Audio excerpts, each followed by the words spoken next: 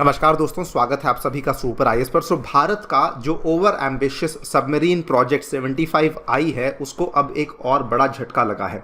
इसके पहले रशिया ने इस प्रोजेक्ट में से एग्जिट किया था और अब जो दो कंट्रीज इसमें बच गई थी, that is Germany and south Korea, उन्होंने भी यहाँ पर कहा है कि हमारे लिए भी इस प्रोजेक्ट के जो पैरामीटर्स हैं, इस प्रोजेक्ट के जो टर्म्स एंड कंडीशंस हैं, उसको पूरा करना मुश्किल साबित हो रहा है। आप लोग यहाँ पे देख सकते हैं इकोनॉमिक टाइम्स की ये वाली खबर जस्ट रिसेंटली सामने आई। Foreign companies struggle to meet the technical specifications of the submarine plan. यहां पर जर्मनी की जो कंपनी थी और साउथ कोरिया की जो कंपनी है, उन्होंने बेसिकली कहा है that the critical parameters required by the Navy may be difficult to incorporate। तो यहाँ पर हम लोग बात करने वाले हैं कि असल में ऐसे कौन से वो क्रिटिकल पैरामीटर्स हैं जो कि यहाँ पे ये जर्मनी और साउथ कोरिया की कंपनीज पूरा नहीं कर पा रही हैं और इसका इम्पैक्ट भारत के ऊपर क्या पड़ रहा है उसको भी समझा जाएगा। आइए शुरू करते हैं दोस्तों मेरे साथ। मेरा नाम है अनिरुद्ध। यदि आप लोग इस लेक्चर की PDF को डाउनलोड करना चाहते हैं तो यहाँ पर दिए गए टेलीग्राम चैनल के माध्यम से कर सकते हैं।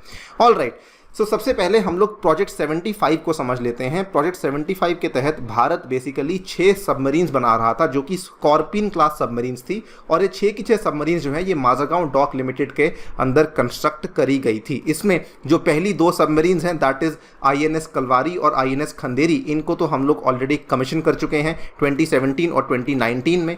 जो इसमें तीसरी वाली आती है दैट इज INS करांच, इसको हमने पिछले साल कमीशन किया था 16 फरवरी 2021 को। और जो चौथी आती है दैट INS वेला, इसको भी हम लोग पिछले साल नवंबर 2021 में कमीशन कर लिया था।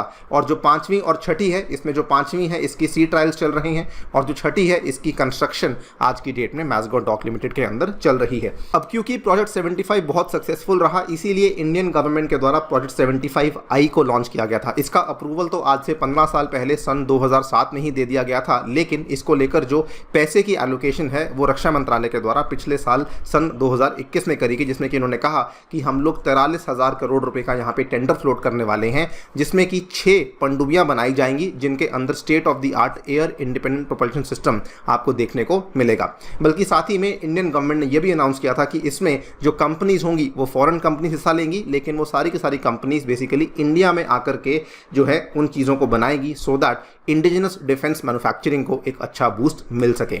नाउ ये डेवलपमेंट होने के बाद क्या होता है, इस साल मई के महीने में फ्रांस का जो नेवल ग्रुप है जो कि सबमरीन्स बनाने के लिए बहुत ही फेमस माना जाता है, सबसे पहले उन्होंने इंडिया के इस P75I सबमरीन प्रोजेक्ट से अपने आप को पुल आउट करवाया। उन्होंने यहाँ पे साफ साफ बोल दिया कि जो यहाँ पे आप कंडीशंस मेंशन कर रहे हैं RFP के अंदर regarding the air independent propulsion system, उनको पूरा करना हमारे लिए पॉसिबल नहीं है। इसके बाद क्या होता है, रशिया के द्वारा भी इसमें से अपने आप को पुल आउट किया गया। आप देख सकते हैं अगस्त 15, 2022 की ये वाली खबर है। Indian P75I submarine plan unrealistic, timelines cannot be met, ये वाली बात यहाँ पे रशियन डिजाइनर्स के द्वारा करी गई थी। बल्कि उन्होंने यहाँ पर कहा the requirements stated in the RFP demanded very strict timelines and lot of responsibility to the designer. At the same time designer has no control over the construction which happens in India. तो इन्होंने कहा कि even though जो आपका design है बहुत अच्छा है, लेकिन उनको पूरा करना हमारे लिए पॉसिबल नहीं है, इसीलिए हम भी इसमें से बाहर अपने आप को निकालना चाहते हैं। बल्कि इसको लेकर हमने सेपरेट वीडियो भी बनाई थी, चाहे तो उसको जाकर के भी आप लोग देख सकते हैं। एंड अब आप देख सकते हैं कि केवल 2 कंट्रीज यहाँ पे बच गई थी, that is Germany and south Korea, और उन्होंने भी यहाँ पे अपनी मुश्किलों का एक एक्सप्रेशन सामने रख दिया है कि हमारे लिए भी जो टेक्निकल स्पेसिफिकेशंस हैं उनको पूरा करना यहाँ पे मुश्किल साबित हो रहा है। सो कुल मिला के यहाँ पर 2 बड़ी चीजें हैं जिसको लेकर यहाँ पे इंडिया के जो प्लान्स हैं वो स्टॉल हो रहे हैं। पहली चीज तो ये है कि जो बेसिकली एयर इंडिपेंडेंट प्रोपल्शन के लिए इंडिया की डिमांड है अंडर वाटर एंड्योरेंस और स्टेल्थ की, कंपनीज उसको मीट नहीं कर पा रही। दूसरा कंसर्न जो कि बहुत ही नॉर्मली हमें देखने को मिलता भी है, that is transfer of technology को लेकर भी ये वाली कंपनीज जो हैं वो अपनी चिंता को जता रही हैं कि ये भी हम लोग यहाँ पे नहीं करना चाहते हैं, जिसकी वजह से इंडिया का जो प्लान है वो कहीं ना कहीं स्टॉल हो चुका है।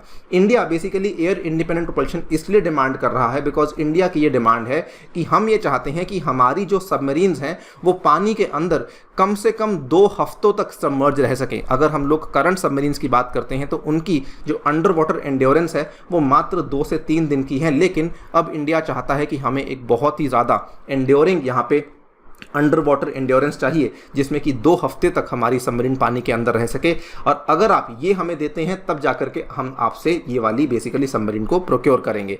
ऑलमोस्ट सिमिलर कंसर्न्स इंडिया ने स्टेल्थ रेट को लेकर भी यहाँ पे कहा है कि हम यहाँ पर भी स्टेल्थ रेट भी बहुत ज़्यादा चाहते हैं, और वो वाली चीज़ें भी जो फॉरेन कंपनीज हैं उसको पूरा नहीं कर पा रही हैं।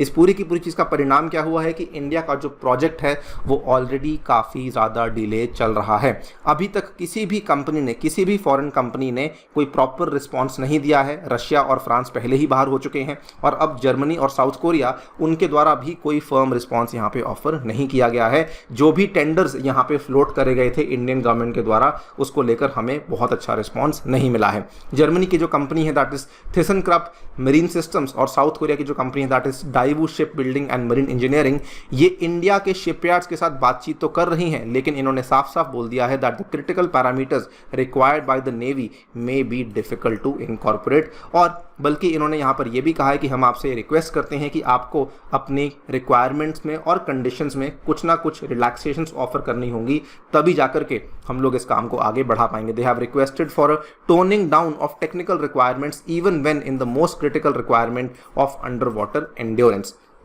इस पूरी की पूरी चीज़ को लेकर मिनिस्ट्री ऑफ डिफेंस ने बेसिकली एक मीटिंग रखी थी, पिछले महीने की बात है, जुलाई महीने में मीटिंग रखी गई थी, जिसमें उन्होंने कहा था कि चलिए ठीक है, हम लोग डेडलाइन को बढ़ा देते हैं और हम लोग कुछ ना कुछ चीज़ों में यहाँ पे रिलैक्सेशन को लेकर आएंगे।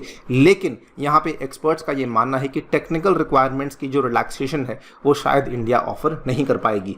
इस चीज़ का जो नेगेटिव इम्पैक्ट है वो ये पड़ रहा है कि अल्टीमेटली इंडिया के इस ओवर एम्बिशियस प्रोजेक्ट को स्पॉन्सर करने या फिर उसमें हिस्सा लेने कोई भी कंट्री सामने नहीं आ रही है। आपको क्या लगता है इंडिया को यहाँ पे क्या करना चाहिए? डेफिनेटली बताइए कमेंट सेक्शन में। फिलहाल के लिए वीडियो में इतना ही। जाने से पहले आपको बताना चाहूँगा कि टेक्स्ट बुक आपके लिए लेकर आया सुपर कोचिंग, जिसमें कि आप घर बैठ के एक सिंगल सब्सक्रिप्शन के माध्यम से अपनी यूपीएससी तैयारी को आगे बढ़ा सकते हैं। इसमें आपको इंडिया के टॉप इंस्टीट्यूट से पढ़ने का मौका मिलेगा, और साथ ही में हमारे द्वारा भी आपको लेक्चर्स अवेलेबल करवाए जाएंगे, जिसमें कि आपको सारी की सारी चीज़ें अवेलेबल होंगी मात्र 2400 रुपये प्रति मंथ में, अगर आप लोग मेरा कूपन कोड A2 सर इस्तेमाल करते हैं। Thank you so much for listening, stay tuned and stay